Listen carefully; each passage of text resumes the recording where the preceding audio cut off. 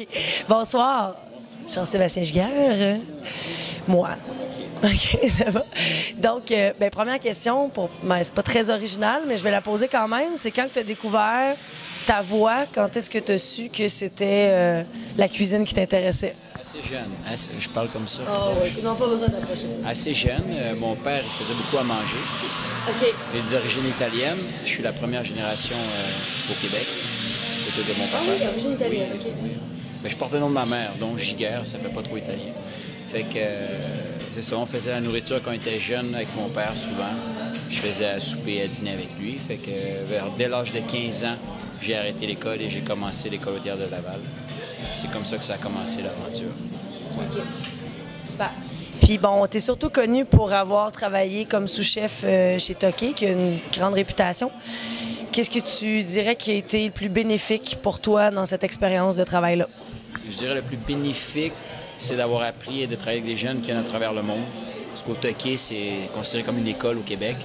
Il y a beaucoup de jeunes qui viennent de partout, Australie, Japon, Italie, Espagne.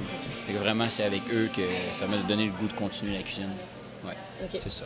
Puis là, ici, tu deviens chef exécutif. Donc, quels sont les défis pour toi? Y a-tu des angoisses ou justement des bonheurs de pouvoir maintenant avoir ta propre cuisine?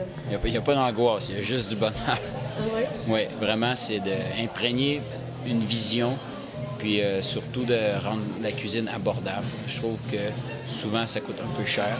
Fait que vraiment, pour moi, c'est ça. Puis sur l'ensemble aussi de la restauration, l'ambiance en salle, le côté brasserie, le côté restaurant, c'est un tout pour moi. C'est nouveau, mais franchement, c'est une belle expérience. Ouais, une belle aventure. OK. Bien, là, je fais du pouce sur une chose que tu viens de dire. Toi, tu considères qu'à Montréal, c'est souvent un peu trop dispendieux de manger au restaurant? Oui, même moi, je ne vais jamais au restaurant à Montréal parce que je trouve qu'on paye trop cher pour ce qu'on a. OK. Comparativement à d'autres... Comparativement à d'autres villes ou c'est en Amérique du Nord en général? En général. Ouais. C'est dispendieux. C'est vrai que c'est quand même dispendieux. On se paye un petit plaisir. Justement, parlant de... Donc, tu me dis que tu manges pas au restaurant, donc tu manges à la maison. Donc, quand on travaille dans la bouffe, on a encore envie de cuisiner quand on est à la maison? Oui. On va faire à manger à ma copine ou à la famille. J'ai encore le goût. Oui? Ouais. Donc, ça se perd pas, ça reste... Donc, OK. Donc, t'en fais profiter aussi les gens qui sont autour de toi. OK. Il y a une chose que j'ai vue quand j'ai fait ma recherche sur le restaurant ici. Vous offrez des cours de cuisine puis des cours de dégustation. Ça vient de ton initiative personnelle? OK. Avant mon arrivée. Présentement, on le fait pas encore. OK. Donc, toi, tu fais pas partie de cette initiative-là, puis t'en donnes pas, toi, des cours de cuisine. T'es pas non, OK. Donc, t'es dans ta cuisine derrière avec les autres. Ça, je suis caché. T'es caché derrière. OK. Bon. Bien, merci. C'est gentil de t'avoir rencontré. Alors, voilà. C'est ça, tout.